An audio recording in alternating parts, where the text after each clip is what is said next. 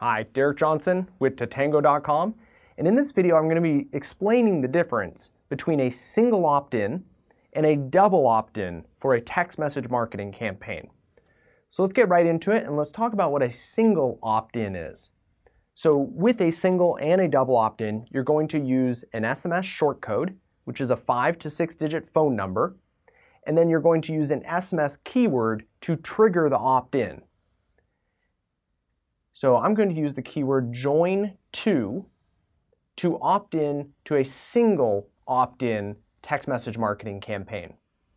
And as you can see here, I have opted in to the text message marketing campaign by just texting an SMS keyword to the shortcode. And it says brand name, you agreed to receive recurring SMS/MMS messages, text stop to end, help for help, message and data rates may apply, and then I link out to my mobile terms and conditions. So again, at this point, this is not a double opt-in, this is a single opt-in because it's only taken the consumer one text message, texting in the keyword to the shortcode to opt in. Now, let's text in a SMS keyword that will trigger a double opt-in.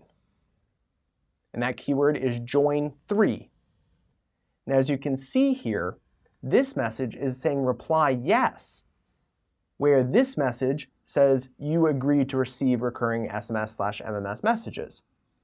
So at this point, for the join3 keyword, I have not actually opted in to receive future text messages. I have to reply yes to complete the double opt-in process and subscribe or opt in to the text messaging campaign.